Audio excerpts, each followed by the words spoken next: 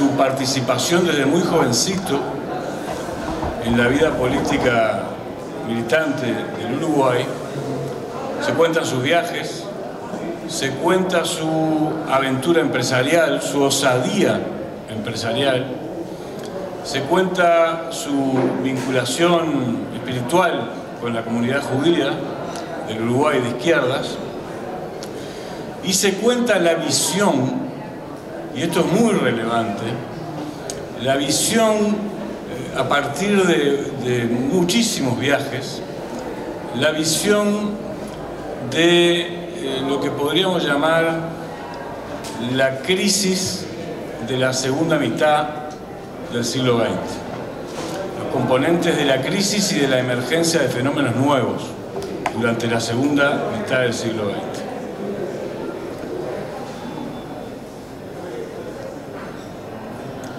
En el libro se cuenta su amistad también con dos personas que en estos días han venido a ocupar un lugar en nuestra memoria afectiva. Luis Eduardo Arigón, cuyos restos acaban de aparecer, y Eduardo Bleyer, mi padre, cuyos restos aparecieron hace relativamente poco tiempo. Esa relación de Bernardo con Arigón, con Bleyer y con muchos otros tiene un contenido muy relevante en estos momentos de la historia, porque expone la consistencia de las prácticas democratizadoras de las relaciones sociales de los comunistas en América del Sur. Al final de cuentas, ser comunista implicaba, desde la publicación del Manifiesto Comunista, la voluntad de participar de la vida política experimentando formas de democratización de las relaciones sociales. Experimentando formas de democratización radical de las relaciones sociales que tuvieran en consideración, desde el punto de vista teórico, esa singularidad de la especie humana. Todos los individuos tenemos las mismas aptitudes productivas y somos especie humana precisamente porque transformamos a la naturaleza. Y esa igualdad de aptitudes tendencialmente produce las condiciones para una sociedad sin clases. La reacción a esta voluntad transformadora fue, como todos sabemos, brutal.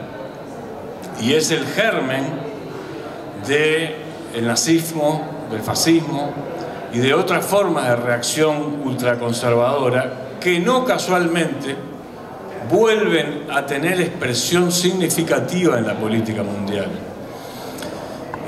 Para hacer esta brevísima introducción,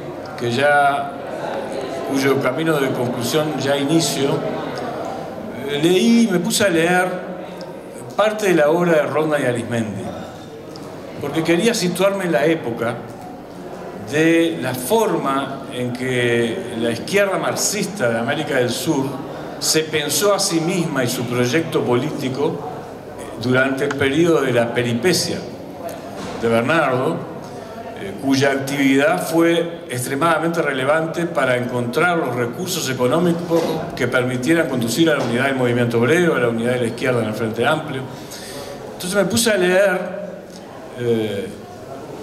varios de los textos de Arizmendi de la época y me llamó la atención al transitar la lectura de esos textos cómo muchos de ellos hacen referencia a las condiciones de emergencia del fascismo y a la amplitud, a la inteligencia política con la que había que reunir a todos los demócratas para detener al fascismo, mucho antes de que la experiencia fascista tuviese lugar en Uruguay, en Chile, en Brasil. Es decir, una capacidad de anticipación por seriedad y rigor científico en el estudio de los fenómenos de la realidad que se avecinaba. Y entonces en esas lecturas percibí la seriedad con la que se comenzó a estudiar el fenómeno del macartismo, ese anticomunismo patológico que una vez que se incorporó a las instituciones, por ejemplo, de inteligencia de Estados Unidos, es el país más poderoso de la Tierra, o a las instituciones de inteligencia de otros países, fue carcomiendo la inteligencia reflexiva de buena parte de la élite occidental, cuyos resultados ahora vemos. Yo soy periodista, como ustedes saben, vocacionalmente poeta, pero periodista, ensayista, y por lo tanto tengo el deber profesional de mirar los medios, de mirar, analizar los medios, cómo informan, qué informan, sobre qué informan. Y últimamente he estado mirando a la Deutsche Welle, porque no sé si ustedes han observado el fenómeno del crecimiento sustantivo del fascismo en Austria y Alemania, del fascismo, es decir, de esa reacción antidemocrática de élites que pretenden preservar íntegramente e in totum el poder de decisión, sobre todo contra cualquier esfuerzo democratizador de la sociedad. Y observando documentales de la Deutsche Welle, contenidos de los informativos, es imposible no percibir la manipulación de la historia. Lo vemos en el desconocimiento absoluto de la mayoría de las poblaciones de Europa de quién derrotó al nazismo, de la bandera roja flameando sobre Berlín después de 20 millones de muertos. Y los jóvenes de hoy de Europa no saben cómo fue el proceso de derrota del nazismo, naturalmente. Por lo tanto, naturalizan los discursos fascistas. Y este testimonio de este libro tiene, por eso mismo, la virtud de poner en su lugar los fenómenos. Habrán notado que no hice ninguna apreciación cuando mencioné esta crisis del pensamiento y de la cultura democrática en Europa sobre la implosión de la Unión Soviética, que naturalmente si ocurrió, por algo ocurrió. Y al haber ocurrido también alienta que en esa juventud que está mal informada, además no existan horizontes civilizatorios, como existieron en principio del siglo XX, a partir de las luchas del movimiento obrero. Entonces se suma la emergencia del fascismo, la ausencia de horizonte civilizatorio y el anticomunismo patológico, que es una enfermedad que contribuye a que las sociedades entren en procesos autodestructivos. Por eso, este libro tiene enorme importancia desde la humildad de ser la biografía de un revolucionario a quien ahora le doy la palabra.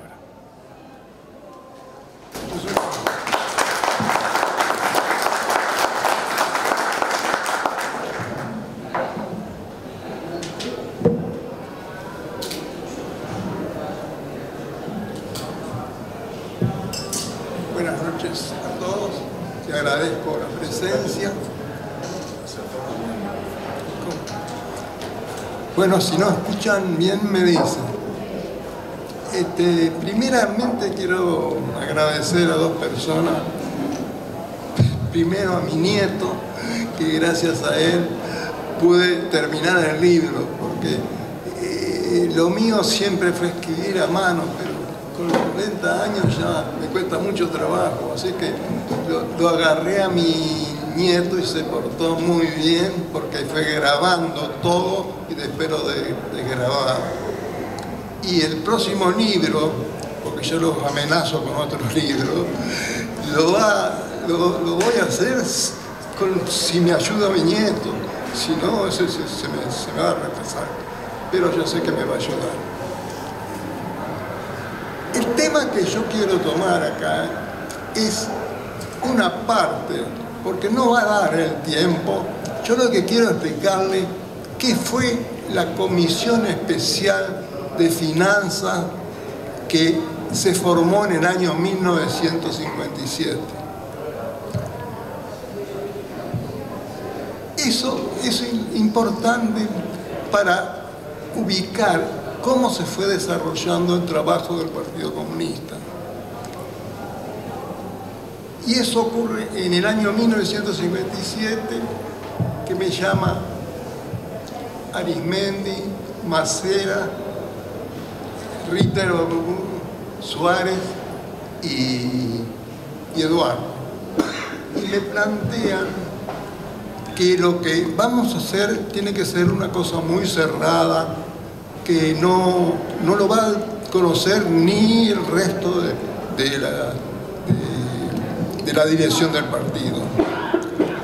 Porque lo que ellos planteaban era que había que solucionar, armar una comisión que se dedicara exclusivamente a conseguir la financiación que necesitaba el desarrollo del Partido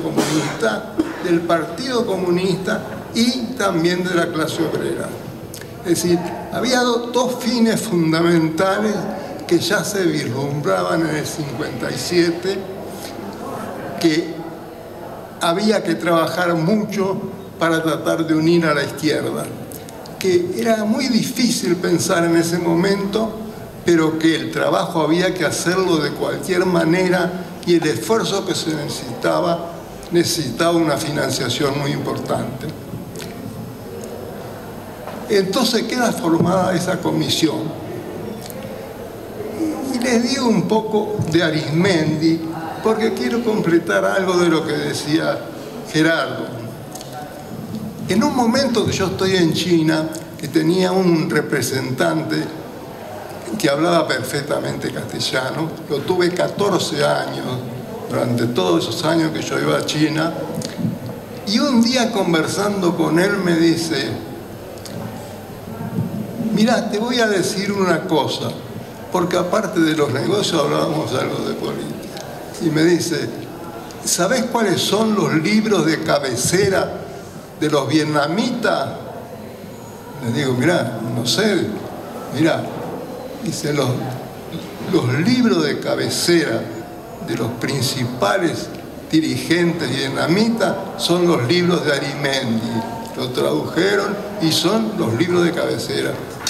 Eso da el nivel que tenía la dirección del partido. Además de los 5 que nombré,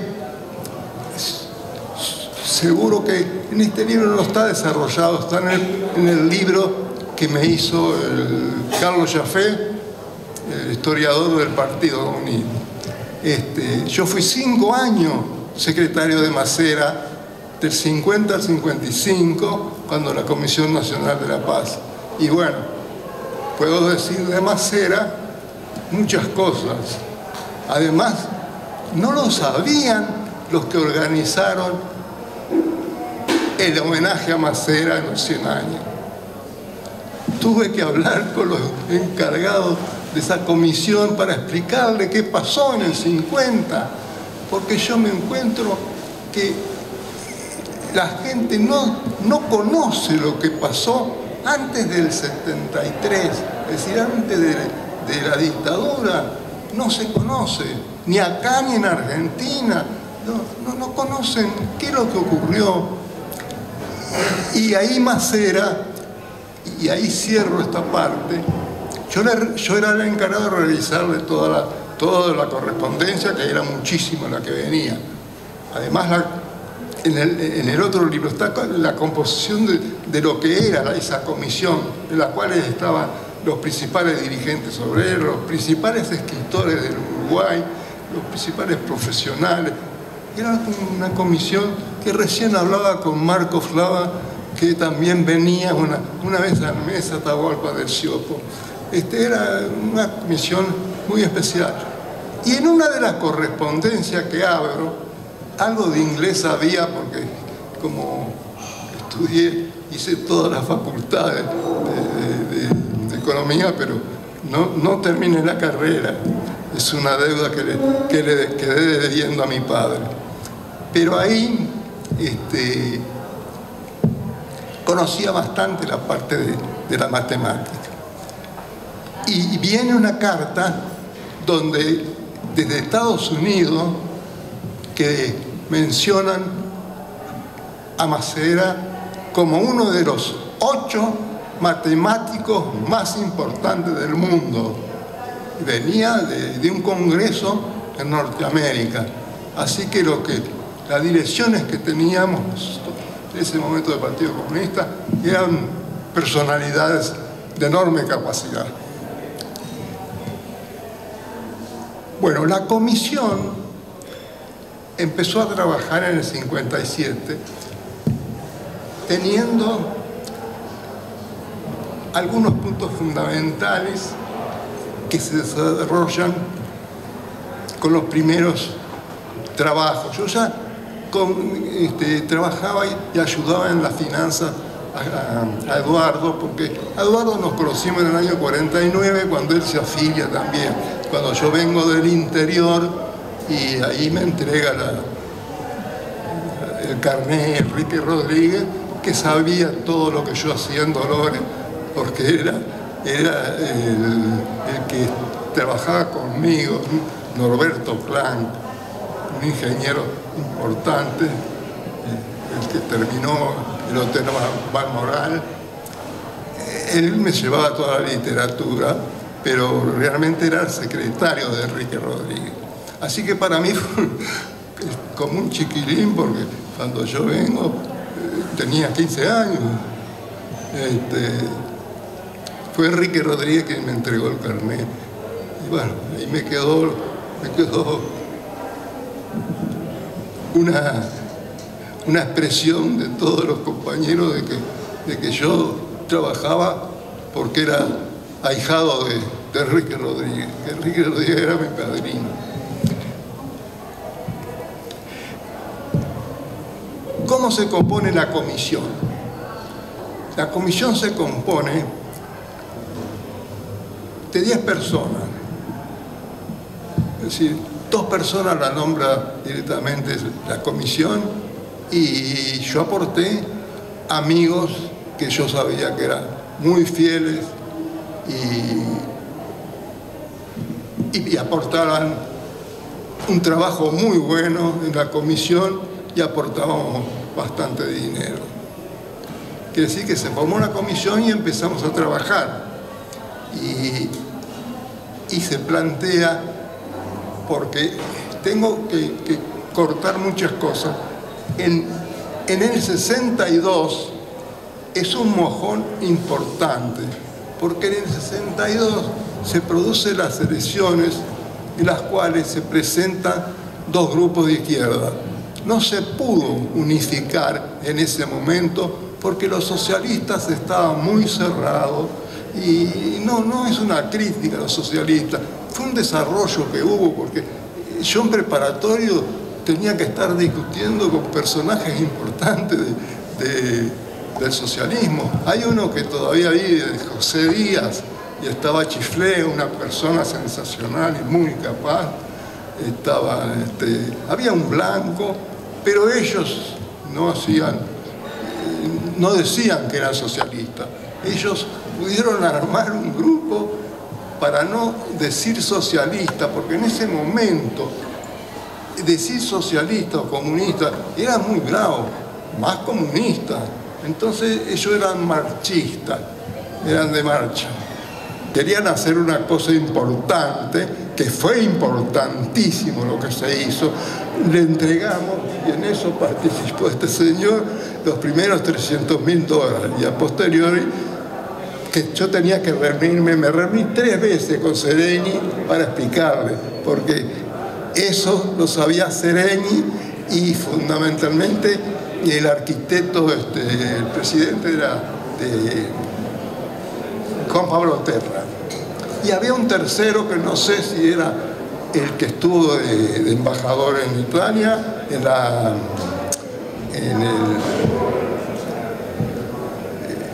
el Vaticano, o fue otro que fue embajador en Argentina.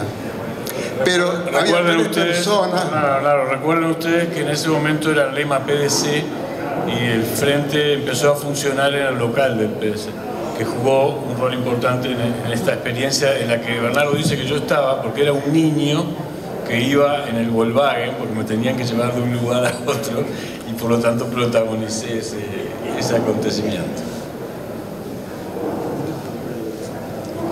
Ya tenía 11 años. Entonces, esa comisión fue muy importante para todo el desarrollo, porque hasta el 73 trabajamos perfectamente bien. Después hubo que trabajar 2 años, que trabajaron, todos los compañeros colaboraron. Trabajamos cada uno separado con una meta determinada. A mí me tocó la financiación de los trabajos de la CNT. Y bueno, terminamos presos.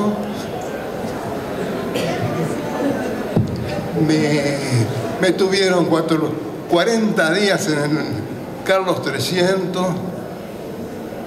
Me fisuraron 2 costillas.